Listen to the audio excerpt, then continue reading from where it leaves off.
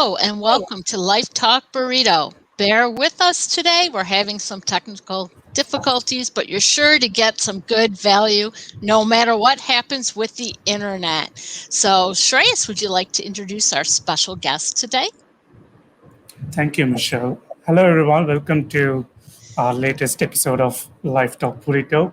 We have a very special guest with us, Kelly Robinson, owner of Panna Knows, and she's a technical recruiter. And we will be talking about Kelly's life personally, as well as offer you some tips on all things about hiring and recruitment. Kelly, welcome to the show. Thank you. I'm happy to be here. Thank you for having me. I love the name, the Life Talk Burrito. That's awesome. It's one big burrito of life, right?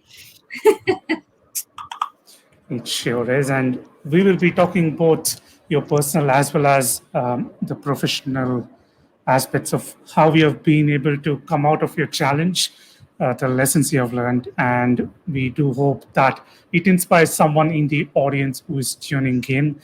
And we will pick up any audience questions as and when we get some. So to the audience, wherever you're tuning in from, please do share your location, what time it is, so that we can greet you the proper way.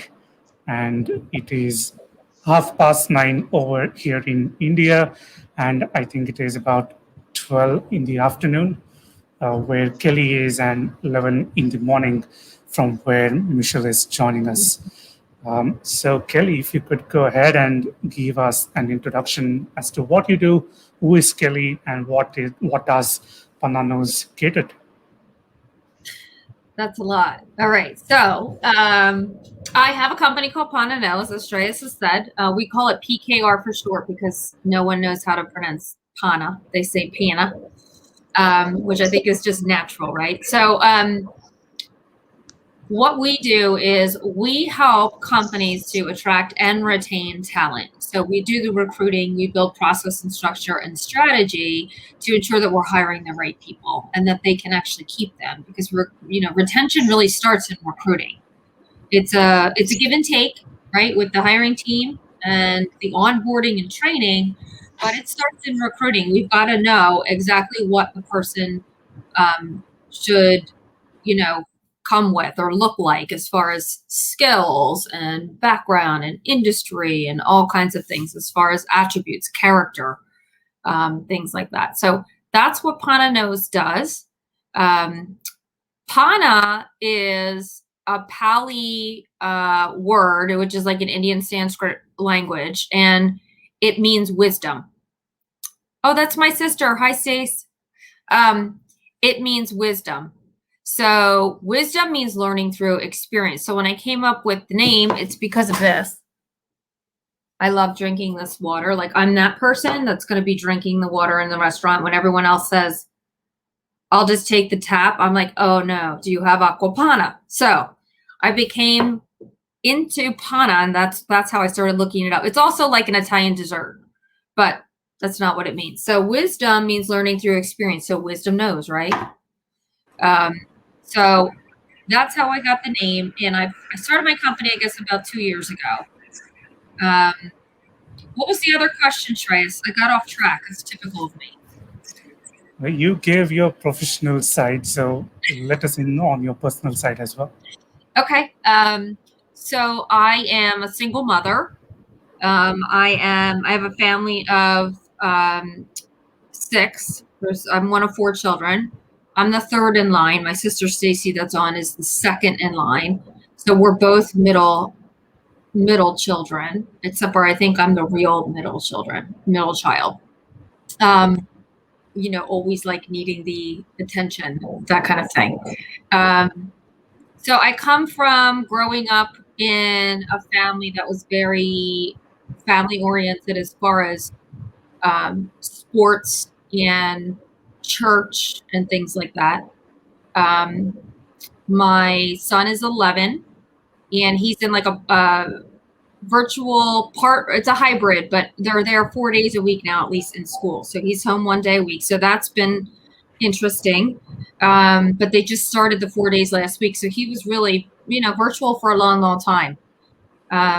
So that's who I am as a single mom, right? I run a company.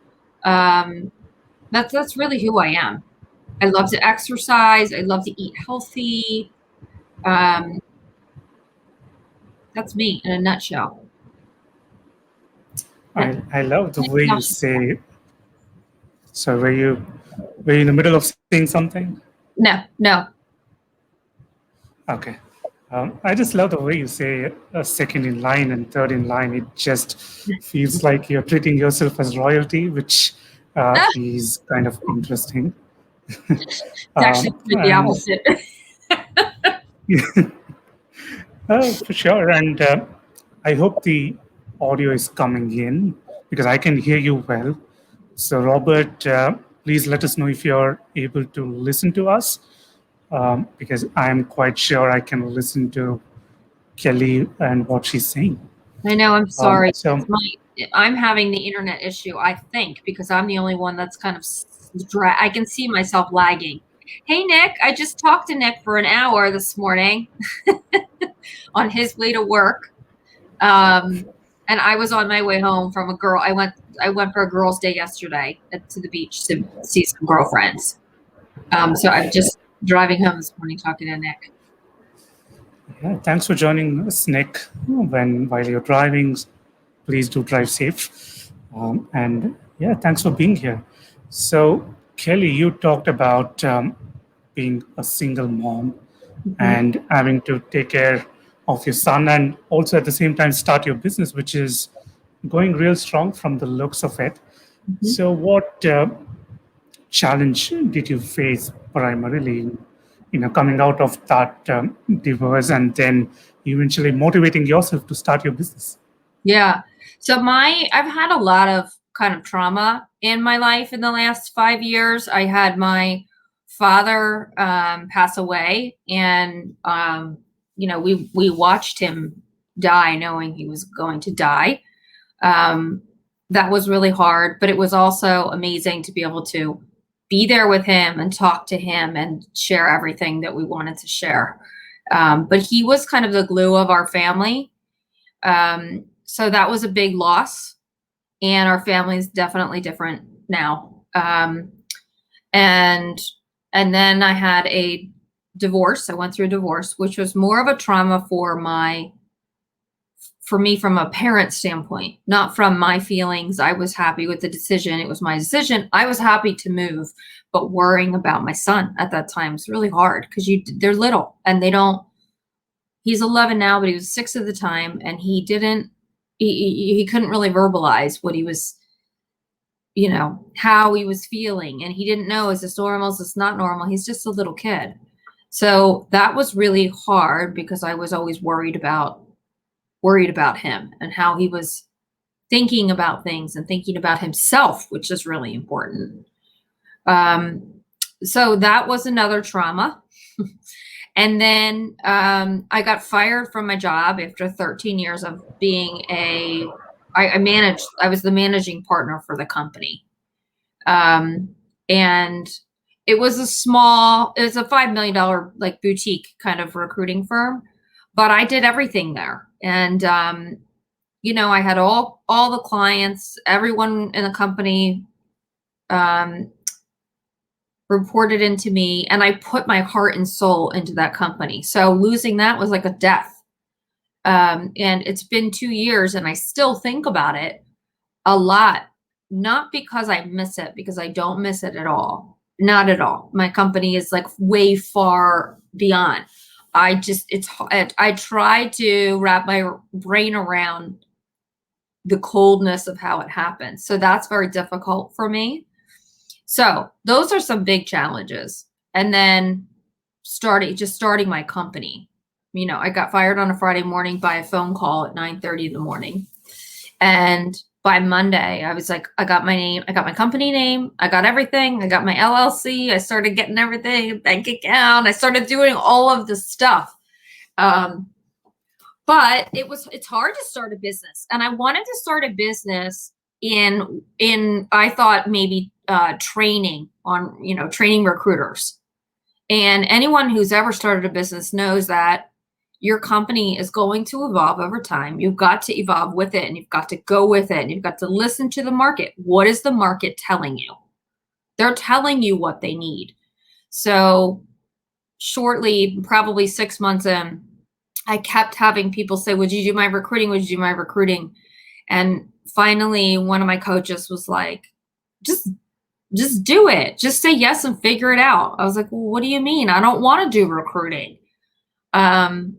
And they were like, no, go get people to do it. And I was like, what? All right. So I did it. Not always a good outcome with the clients, but getting through some of those people, some of the team members I had to hire, because I had to hire on 100% commission. I didn't have any money until we closed the deal, So that was fascinating, working with 100% commission recruiters. It doesn't work so well, because they need to feel like they're going to get a hire to put any time and effort in. So very quickly, within probably a year, I realized I have to pay people up front. So I'm going to have to put more money into this company. And that was the best thing that I ever did, because they're paid to produce and they crush it. And I was able to hire really strong people. Now I have, salaried people. I have a business partner. So I learned a lot through the process of building a company, 1,000 things. You have to spend money to make money. The first thing that you should do is, like Scotty Schindler says, duplicate yourself. So as soon as I hired my business partner to run service delivery, so I can go out and run the business, but also the marketing and the sales, that was the best thing I ever did, because then you can grow. You can bring on new business and still grow. And I didn't want to be a solopreneur because I was afraid I would get stuck in a rut where, you get your business, you service that business, and then because you've been servicing that business, you haven't been able to build. So that has been really amazing. That's a big challenge that I did that. I hired Nicole in, I think, June or July last year, first week in July. And it's the best thing that I ever did for the business and for myself. So it was a big hurdle. You're changing, you're moving on, you're trying to get through. COVID was like 2 months of no one doing anything. Everyone didn't know what was going on. So they said, stop, just hold on the hiring. That was a big challenge, but my head my confidence never stopped. Like my head never said, my head was always like, I didn't even think of like, oh my gosh, what if this implodes? It just never even came to my mind, which I think when I look back retrospectively, that's really cool that the confidence was there, that I never once thought I was going to close the door. That was really neat. I just had so much confidence in what I was going to do, what I was doing. And now we're like, really, we've already in 3 months made our entire revenue for last year. And we had a great year last year. So that is, fingers crossed, that's good stuff. We have amazing clients. Being an entrepreneur, I can pick my clients. So I fired a client before because it was they just didn't work with me in the right way. And now that I don't have someone else to answer to, I don't want to have to service clients that don't feel good. It's not rewarding. And why would I want my team to go through that? So that's been really neat. Managing my team has been amazing because in my old job, I had 45 direct reports. That's a lot. And one of my favorite things to do is coach and train and be able to see people and really like connect with them and support them, advise them on recruiting, right? On the process and what the business is doing. And it was hard to do that when you have that many people. But I also had someone else telling me how things should be done. So this way, and by the way, a lot of my people now that I have come back to me. I hired them before and they came back to me, which is phenomenal. Especially because I was more rigid because I had to be. It was like someone else's company. Now I'm like, there's no rigidity at all. So they're really loving it. And I kind of do this, like, we have a policy of no policies. Like, you take as much time off as you want. I don't care. You're an adult. You work when you want. I don't care. I'm trusting you. You want to get your nails done, your hair done. You want to go to your kid's school. You want to go exercise in the middle of the day. I don't care. You're an adult. Be productive. So if you hire the right people, they will do that. They know how to work autonomously, which is great. All right, I'm talking too much. What? I want to go back because you kind of glossed over, I think, one point in your life that was, a huge pivot, that 9:30 a.m. phone call that you got on Friday, and you had a decision and you took, I think, really the bravest route, where a lot of people would have been, okay, now I got to find a job. They didn't look at the possibilities. And I think it took a lot of bravery, a lot of courage, a lot of self-confidence to do that, to say, I'm opening a business. So I just want to give you a lot of kudos for that. And people need to realize that they do have choices, right? So if you didn't make that choice, where would you be today? Probably not as happy. And not only that, the way you are impacting people with your business, just listening to you this last couple minutes talking about the people you hire, the free reign, free will they have in working for you because you trust them, that is so rare. And just thank you for sharing that. Thank you for making that decision and making such an impact on everyone. Yeah, that was, what I had been thinking for a while. The next thing I'm going to do is I've got to do something on my own, whatever it is. And so, and we were thinking about selling the business. So I had been thinking about that. So just, running a company, it's hard to go and find a job when I know I need constant change, constant challenge. I need to be learning. I need to be really hands-on. That's what I need to do to keep myself going and motivated. And I stayed at that company for so long because it was a small company. There was a lot of opportunity for me, and it was a consulting firm. So I was able to work in so many different industries, environments, different positions, different people. I got to learn a lot. If it was like some kind of corporate recruiting or something, I wouldn't have been able to do that. I would have been bored after a year and looking for something new. So I was lucky enough to stay somewhere where, before I was managing the company, I had a lot of opportunity to learn and be challenged. That's really important to me.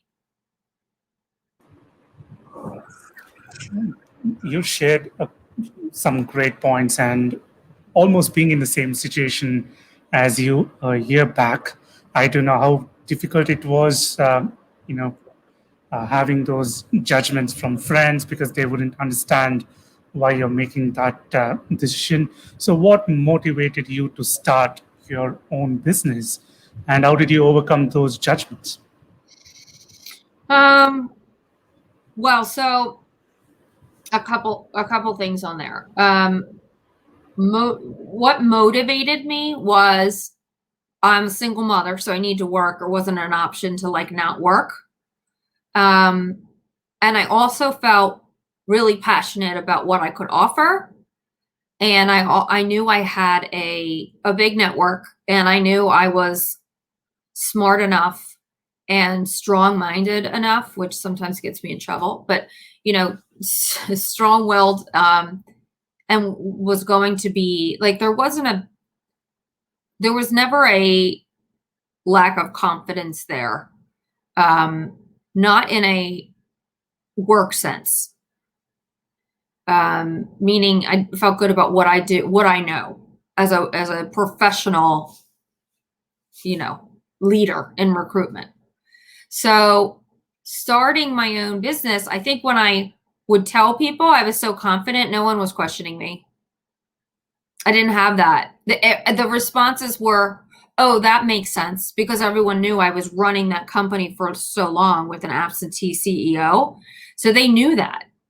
So there wasn't, I didn't get that kind of pushback because they saw it as a natural progression for me. And I think the way that I relate it was with confidence, if that makes sense.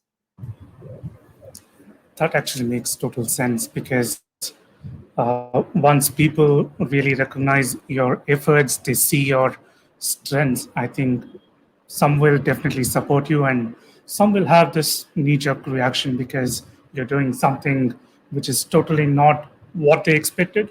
And I'm so glad that it worked really positive for you, because in my case, I think it's all about the way you show your experience. I'm just starting my corporate career in a few weeks, so that might be one of the reasons why I received so many judgment from my friends. But it's totally understandable from what you just explained. So this brings me to the next point, which is the role of your family in supporting you. So how was your family? How did they receive you being fired and then you making that decision to start afresh and start your own business? My family's pretty, as I see it, my sister's on, she might see it differently, but at least from my perspective, highly disconnected. So it's we have there's nothing there, just to give you some clarity. Like, there is no support. It's just the way that we are. We're kind of tough and stubborn, and I can text things to say, like, I'm doing this or I'm doing that. Sometimes no one even responds, or I get like a little thumbs up. No one's really usually that excited about it, or like, ooh, that's awesome, how can I support you, or nothing. That's normal. I don't expect that. It's just something that I'm aware of. So my son is extremely supportive. He's always excited about it. My ex-husband's extremely supportive, and he always is like, I knew you had that in you. Like, so I do have that. I also have some friends that are highly supportive, and they're always like, I can't believe you're doing that. Like, you had, like, just yesterday we were walking on the beach, and my girlfriends are like, you have like employees? I was like, I have employees. Like, I have people, I'm paying salaries, 3 of them. Like, it's pretty cool. And they're awesome, and it's so fun. So it is neat to have that support where it's very positive. And I think the folks that maybe have negative thoughts, they just don't share with me, which is good. Or maybe they don't have any negative thoughts. I don't really know, because I don't hear that. I don't hear that side. Thanks for sharing. So just to add variety, Michelle, I'll just come to you because you're going through certification for Incredible Family, if I'm right. So what are your thoughts on how family can really support, or in some sense, probably demotivate us as well?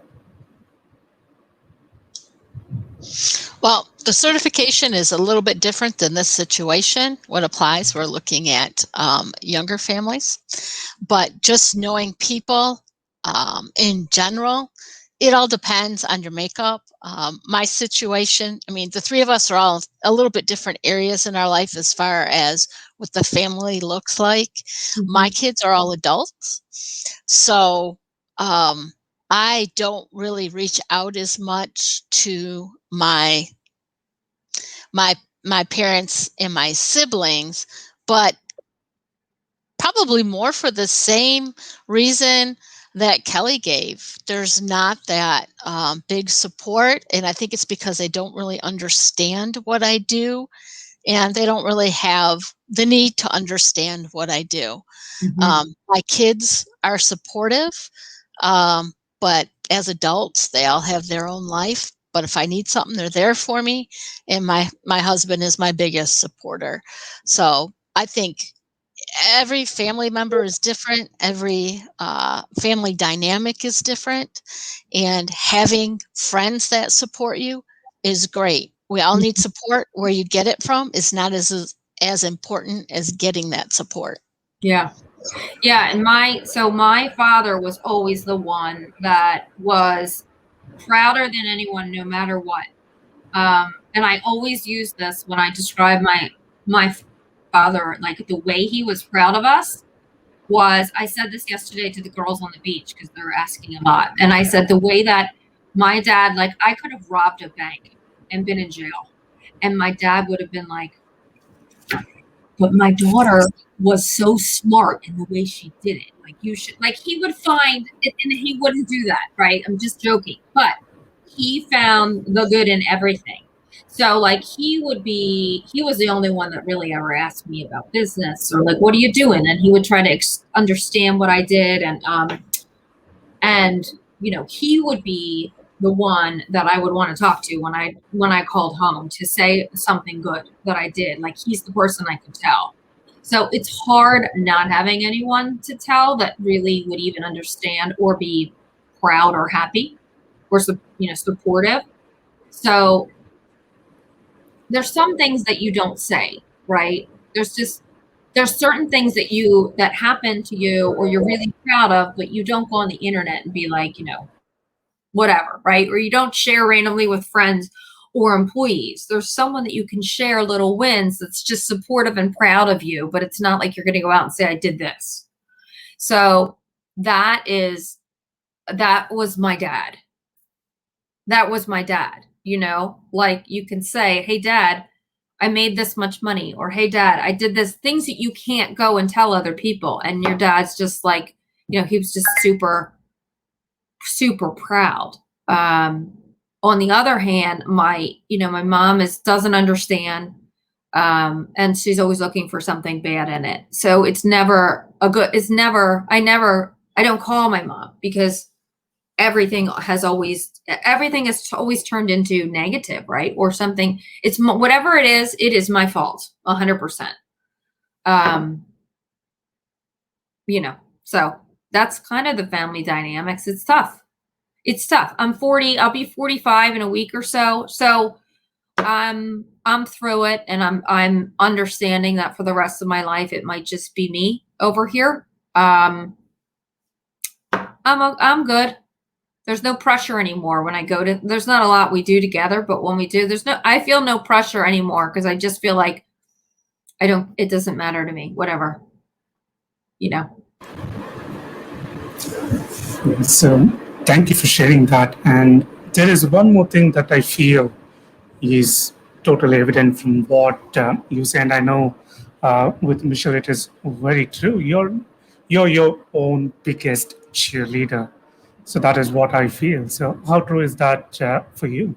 Yeah, you have to be, right? So last year was a rough year in lots of things, professionally, but personally, and some things that happened. It was really rough, and it became a big learning year for me. And so some of the things that I learned that are really, really important in going through my journey to try to figure out, like, what am I doing in this life? Where am I? How am I moving forward?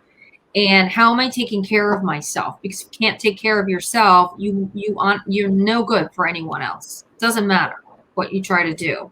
And so it's not selfish. It's really, really important to take care of yourself. So there's a couple things that I learned. And they're kind of words that I try to live by. So self-care is one.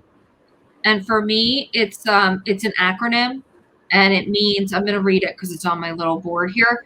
It means these are things that I do every morning that help me work on me to keep myself focused and going and confident.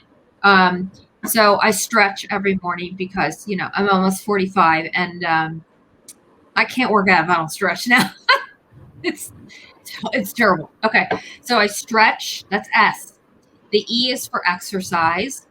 The L is for love, which is affirmations. The F is for focus, which is meditation. The C is for cultivate, which is manifestation.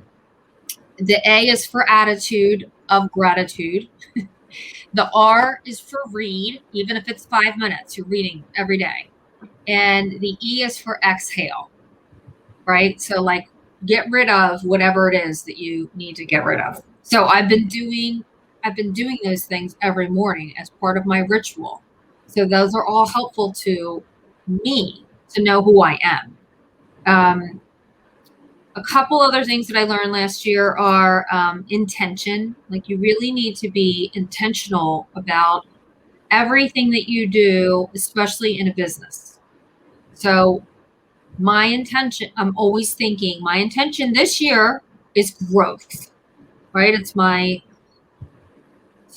I'm right at the 2-year mark, right about now. So this is my big growth year. Like it has to be this year or it's going to be harder. The climb's going to be harder. So all of my focus and intention has been on sales and marketing and, my coaches, everyone, that's where they're helping. So everything I do, I got to rethink. Is this helping me? Is it meeting my goals? What am I doing here? So I try not to do things that aren't helpful in that way.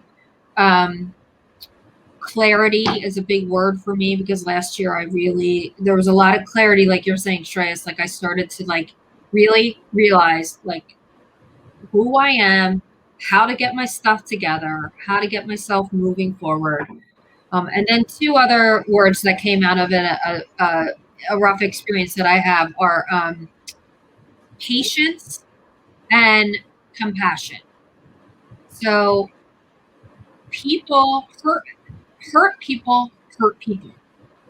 So when people are not necessarily happy in their lives or they've got something going on, we've all got something, they sometimes become pretty negative. And so have compassion for them because the person that cut you off this morning on the road, maybe they're rushing to the hospital because their son's there for, he had a heart attack. Or, maybe the person that, gave you, slammed the door on you, didn't hold the door for you, maybe they have cancer. You just don't know what people are going through. So compassion is really important in life. And patience. So I don't know if you ever tried to separate from this. So if you have ever tried to separate from this, it doesn't last very long. However, if let's say you lose it for a week, which I did last year, your patience is like, at first it's like a drop. You're like, oh my God, oh my God. And then you start to realize there's so many other things that you could be doing. You start to really take note. This helps you with intention. It helps with compassion. And it really helps you to be more patient because everything right now is immediate gratification. Like, when I was a 16-year-old, we had to go to the library and look things up. Now the teacher asks something, the kids all pull out their phone, they're like, oh, or they ask Alexa and Alexa's got an answer in 2 seconds. Literally, my son will ask me a question. I'll go, I don't know, ask Alexa. Like, the immediate gratification. So having this away from me was actually really helpful for me to, now I'm not good at it now. I'm still attached to it. I'm just going to be honest. I am who I am. But it helped me to understand patience. So important. Slow down. It actually is very important. And I feel so glad that I can stay away from my mobile phones, at least for an extended period of time, because my friends are all based in the other part of the world. So when they are sleeping, my phone is usually silent. So that is one way to step away from using your mobile phones. And I really feel it's an important thing that schools in India don't allow mobile devices. So even when I was going to college, I was never allowed to use a mobile phone. So I think that makes it a little bit easier. I don't know. Yeah. And I certainly agree on patience and compassion. And there are two more things that I find clearly evident from the experience you just described, which is passion. So, passion for what you do, passion for your community, passion for everything else, and perseverance. Because I'm quite sure that the journey for you was not all smooth. It was not all bright. There is always this up and down. So persevering through those challenges, I think, is what has gotten you to a stage where you're employing others and you're helping them lead a successful life. So I just wanted to add those 2 points Yeah. into the mix. And to that point, I think vulnerability is really important. So, and I think that I was just talking to Nick about this, Nick Dorsey, this morning. I think the people are taking themselves less seriously, right? So they're having more video chats where they're more casual, or there's kids, and or because they're always in their home environment, they're able to relate more to people, as whole people. And that is, I love, like, not taking yourself so seriously. You got to be serious about your work, but build your relationships and be vulnerable. Before COVID, like, if my son came to the door and I was on this, I would have been behind the scenes going, like, my hand would have been going crazy, like, don't move, like, don't come in here. And now if he came in, I'd be like, hey, come say hi.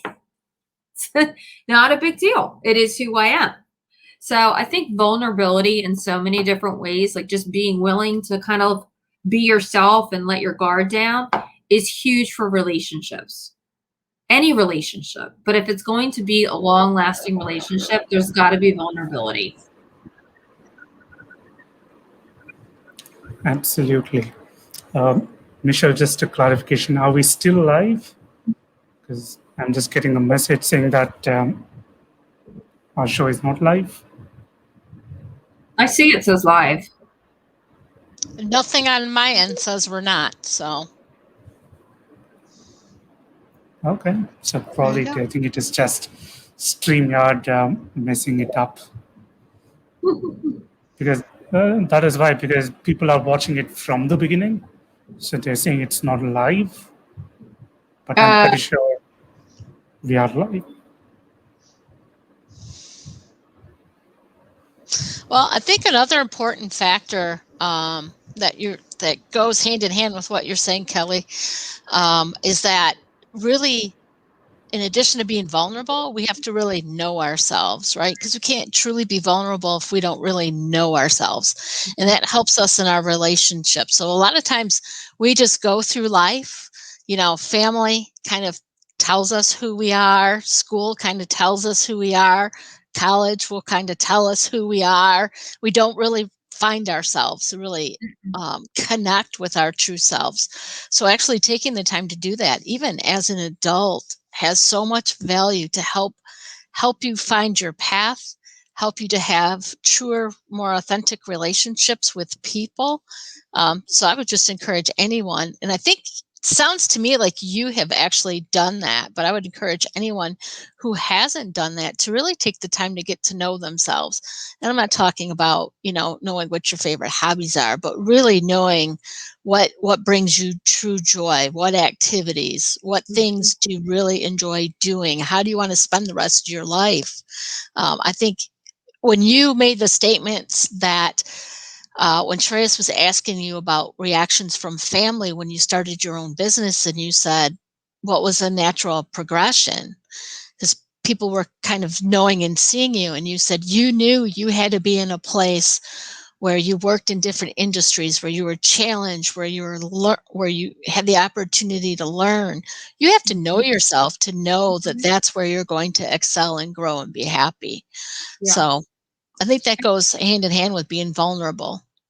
Yeah, and I think with age, right? Wisdom with age comes understanding, comes that understanding of who you are.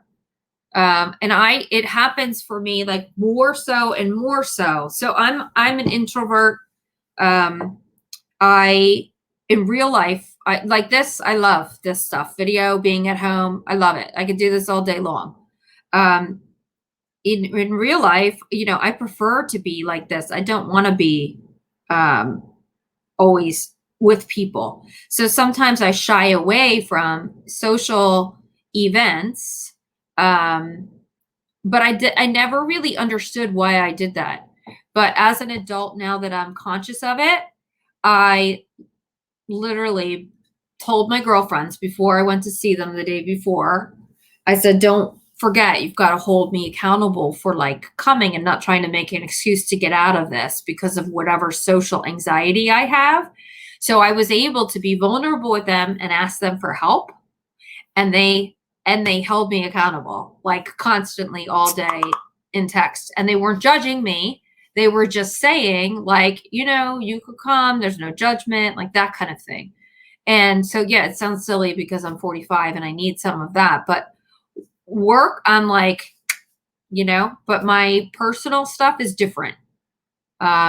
So it's interesting. The vulnerability is so helpful for people to understand you. Then they don't get disappointed. Like, so if I didn't show up, my girlfriends wouldn't have been they wouldn't have been mad. They wouldn't have been disappointed. They would have been sad they didn't see me, but they would have understood maybe it was because I had anxiety, because I told them that.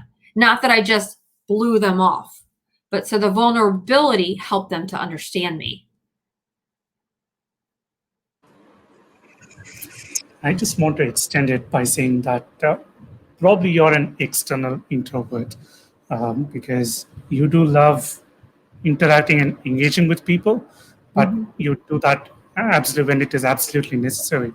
And also, it is important to take that ownership and not let others fill in their interpretation just because we don't like to engage in loose talks, because that is what has motivated me to really come online. And Michelle would know me better because when we started having conversation, you would have had her talking a lot and me just nodding my head and just filling in with a couple of words at the most.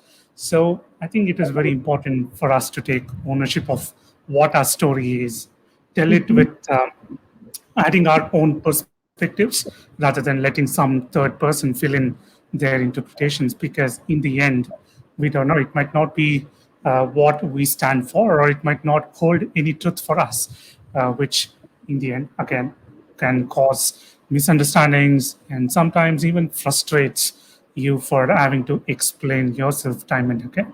So that's a good point that you brought in.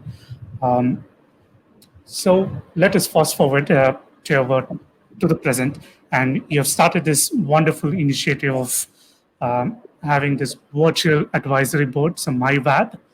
So how did that come about? Talk us through what inspired you to start one. That's great. I'm so glad you asked about that.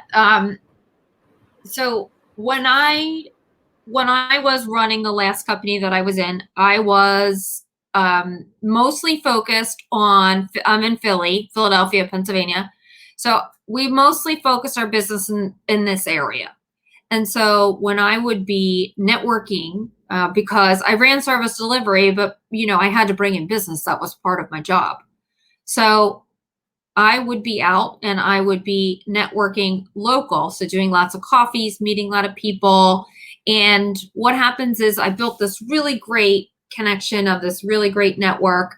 And I would bring them together every 4 to 6 months for breakfast and coffee and just introducing them. So I could see them in the room and I could say, oh my gosh, Michelle, you've got to meet Shreyas. So then I'm connecting people.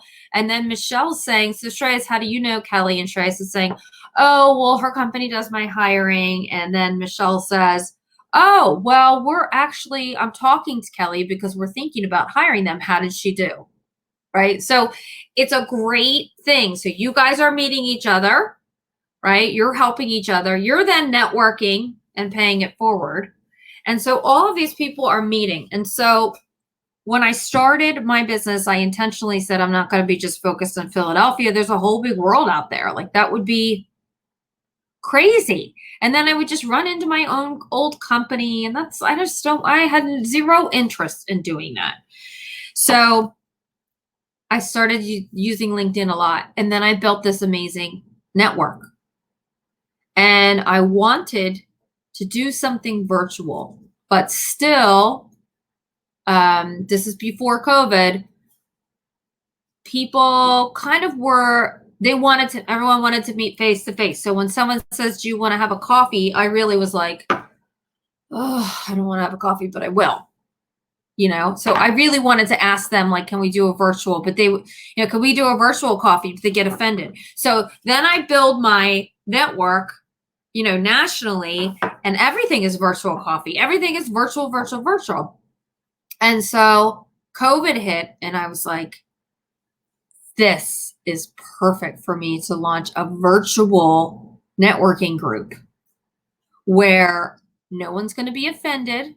They're all going to understand because it's national. This is how it's going to roll, but also this is how life is now.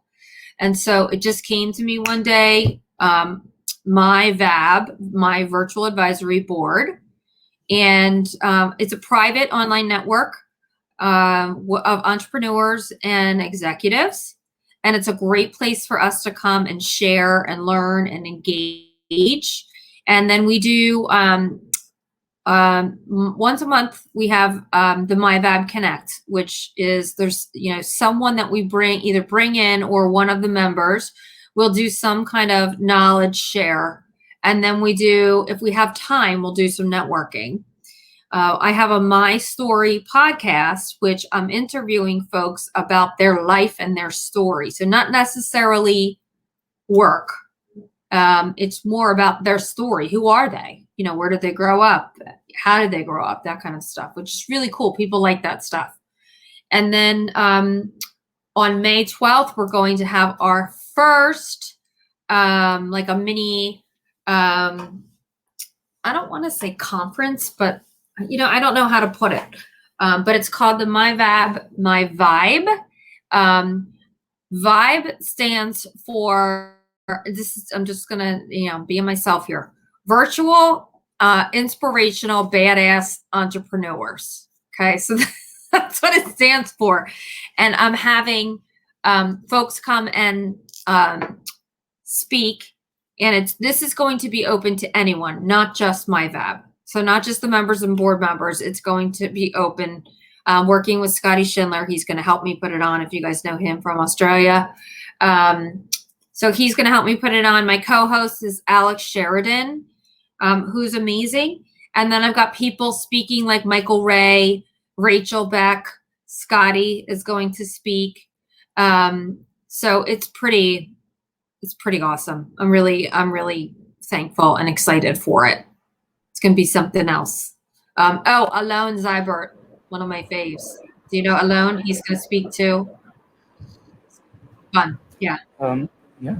So just make sure you're dropping the link on the post as well so that people can have a look, or you could share it with me and I'll just add it over to the post, and hopefully people can make best use of this and they get some insights.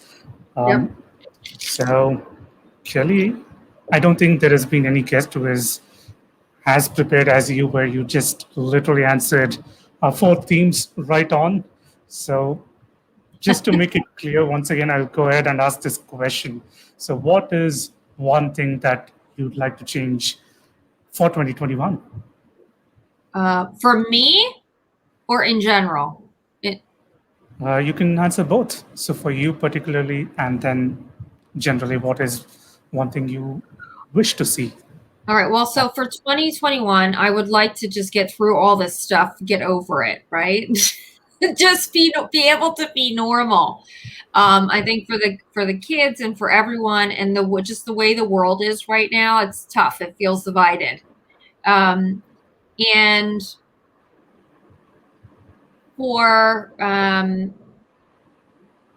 one thing that I often think of in the world is like kids in school.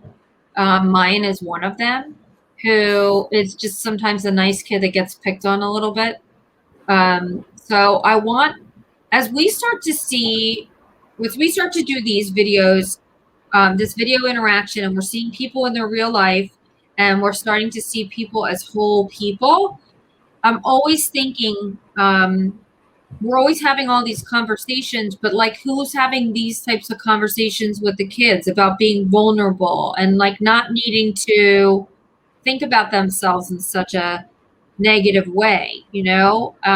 My girlfriend that I just saw, her daughter's anorexic. She's in a facility right now. She's been there for 3 months. 3 months because of, how she saw herself through other people's eyes. I just wish people could be kinder, but I think it starts with our kids. So how do we do that? I don't know. I don't know. Social media has really crushed that. But for me, like, if I'm thinking like a big thing, I wish we could start with our kids being more self-aware and kind, like take self-care, like be kind to themselves. Yeah, I would totally attest to what you said about helping our children be more aware. So I think there is a dire need of platforms which caters to children in particular, so that they can have this freedom to share. Because I do understand sometimes children might not be willing to share it with their parents for any number of reasons. So it makes total sense that we come up with a safe platform, a safe environment, which encourages children to speak as well. Yeah. So I definitely love to see that happen. Yeah, no judgment. Right? If the kids if they don't feel judged, they will share. But unfortunately, they're judged by their peers every day, all the time. So they're trying to keep up with the peers, and so the vulnerability is not there. Absolutely. And in addition, I think we have to redefine what performance means, because I strongly believe that it is no longer limited to only academic performance. So it has to be based on talents. And I think now is the right time to start motivating children to follow their dreams very early on and not wait till they become adults or gain experience. Because I can give my own example. I'm still 25, but I coach executives who are 55 years old, which is almost about 30 years of experience. So it's just not about experience nowadays. It is about how well you understand, how well you grasp the situation, and what it is that you can give back to your community. So if you can encourage starting children, I think that would be really better and probably will give us a positive outcome. Yeah, it's huge. Sure. Our kids are huge, right? Because they're going to grow up to be us. So yeah. Michelle, any thoughts?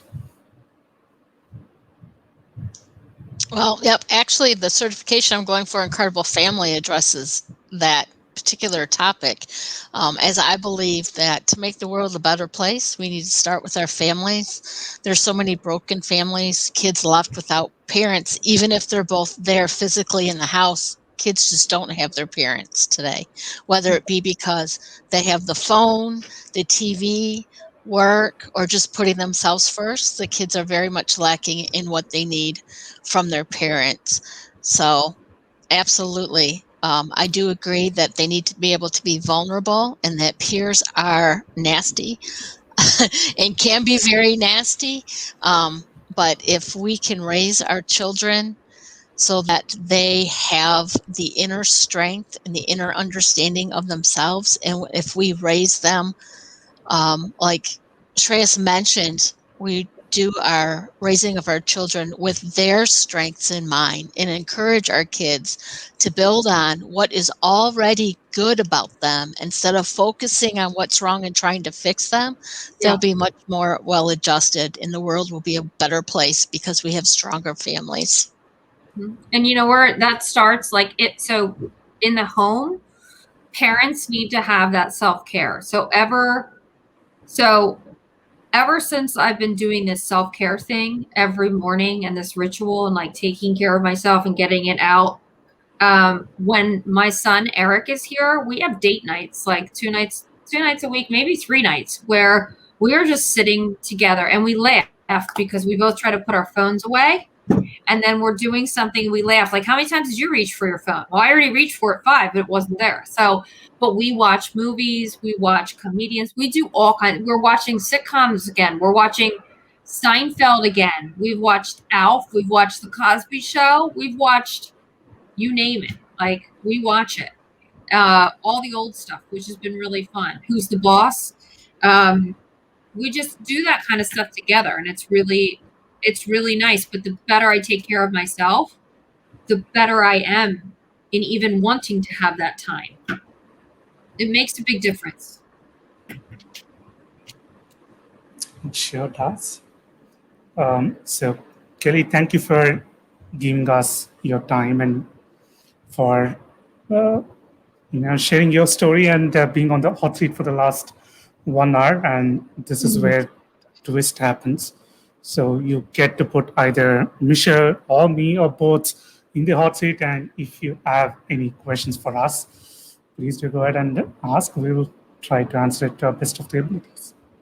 Yeah. So Shreyas, I love that you talked about coaching people with a lot more experience. How do you find those? Like, how are those discussions? I'm just wondering, because that is a big difference. Initially, it was really tough because it took some time for me to convince myself that I was having this ability to coach people who have experience which is much more than my age. So it all boils down to my self-belief. And I just, after engaging with a few executives, I realized that it was my limiting belief that probably it was that nagging voice, that gremlin, which said I was not prepared well enough. But in reality, no executive really asked how old I was. They didn't ask what certifications I had. And in the end, it was just about having someone to listen to them, because that is what I found was really lacking. So these executives, they were so deep into their work that no one really bothered about what they wanted. So that is where the shift happened. So just by being there, just by allowing myself to be there for them, to be present in the moment, I think that is what started showing that transformation. And it helped me indirectly as well to grow in confidence, to understand that I had the skills and that I couldn't make a mistake. So it was not that I was intentionally telling myself that I wasn't ready to coach people, to coach executives in particular. So it helped me release those limiting beliefs, gremlins, assumptions, and interpretations that I had developed. Probably unconditionally, it was not my intention to have those things, but coming in from a very traditional and orthodox Indian mindset where we are told that the elders are right and you never question them. So that is something that I have always been tuned into. So I think that is where that assumption came in. And I'm really glad I took up coaching. I got certified.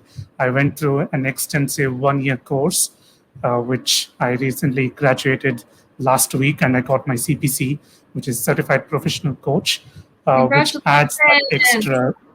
Thank you. So it adds that extra credibility, makes my coaching methods authentic because it is now a certified coaching methodology that I use. It's no longer something that has been experimented with. So having that confidence really makes a good impact both on myself and the executive. I love that. So beliefs, as you know, are formed very early. And so that's the core of everything, right? You've got to change that. So those disempowering thoughts that are really like disempowering beliefs, and you've got to change those. Once you get those, you're good. So that's awesome. Michele, what made you want to get into coaching?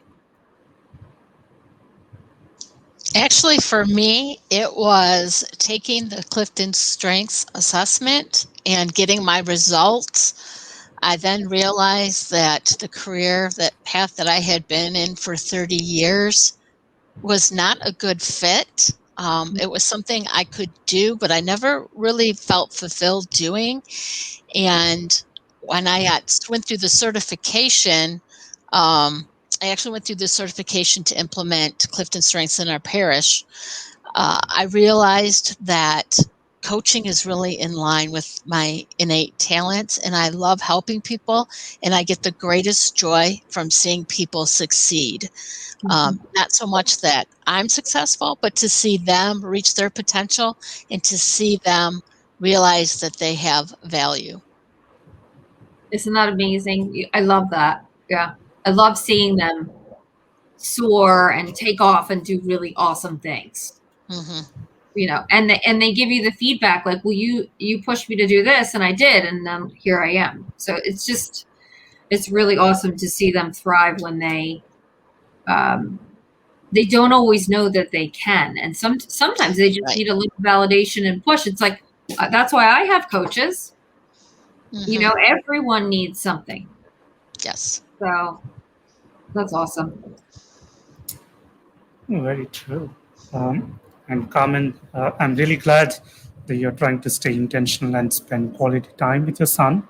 And thanks for showing up. So you're well past the 1 hour mark. Kelly, thank you once again. It's been inspirational and motivational to listen to your experiences and learn how to stay positive and persevere through the challenges. And I'm sure our audience will also appreciate the fact that you shared your story to inspire them to take action.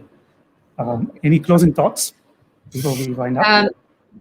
I think it's important. The vulnerability piece is important because, just like you said, the inspiring to take action, that's what it takes. When you see someone else being vulnerable, it makes you understand, like, oh, I can be vulnerable too. That doesn't mean I'm weak. That means I'm being authentic. People resonate with that. So I like that you said that. I think that's very true. Well, I've certainly appreciated this discussion and really enjoyed everything you've shared and learning more about you. How do people find you? We know you're active on LinkedIn, but tell everybody how they can find you. Yeah, so I am very active on LinkedIn. So I'm at Kelly Robinson. My LinkedIn URL is KROB, KROB. They can also go to my website, which is pannaknows.com. So it's PANNAKNOWS.com to learn more about what we do or schedule a call with me. I'm happy to talk to anyone. Thank you.